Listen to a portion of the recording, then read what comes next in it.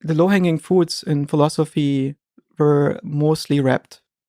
And the last big things that we discovered was the constructivist turn in mathematics. So to understand that the parts of mathematics that work are computation, that was a very significant discovery in the first half of the 20th century.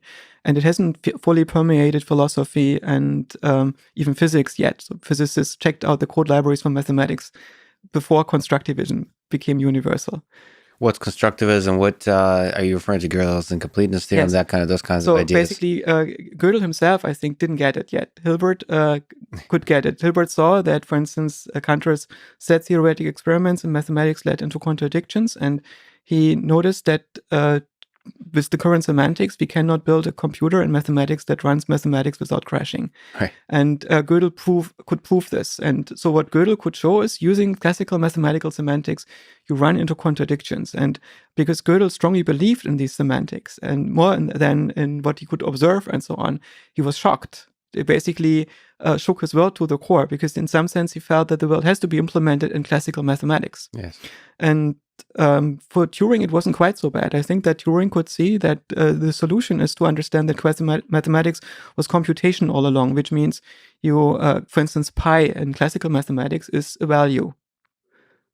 Yes. It's also a function, but it's the same thing. And in computation, a function is only a value when you can compute it. And if you cannot compute the last digit of pi, you only have a function. You can plug this function into your local sun, you let it run until the sun burns out. This is it. This is the last digit of pi you will know.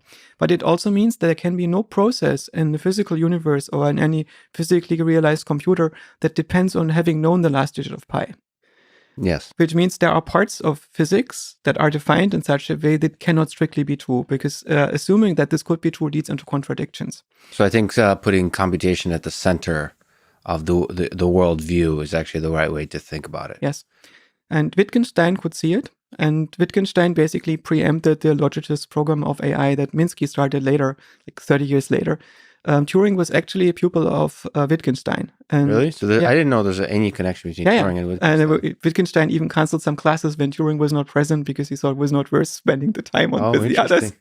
Interesting. And if you read the Tractatus, it's a very beautiful book, like basically one thought on 75 pages. It's very non-typical for philosophy because it doesn't have arguments in it and it doesn't have references in it. It's just one thought that is not intending to convince anybody. He says it's mostly for people that had the same insight as me. Just spell it out. And this insight is there is a way in which mathematics and philosophy ought to meet. Mathematics tries to understand the domain of all languages by starting with those that are so formalizable that you can prove all the properties of the statements that you make. But the price that you pay is that your language is very, very simple. So it's very hard to say something meaningful in mathematics. Yes. And it looks complicated to people, but it's far less complicated than what our brain is casually doing all the time when it makes sense of reality. That's right. And philosophy is coming from the top. So it's mostly starting from natural languages, with vaguely defined concepts.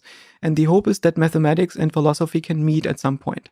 And Wittgenstein was trying to make them meet. And he already understood that, for instance, you could express everything with the NAND calculus, that you could reduce the entire logic to NAND gates as we do on our modern computers. So in some sense, he already understood Turing universality before Turing spelled it out. I think when he wrote the Tractatus, he didn't understand yet that the idea was so important and significant.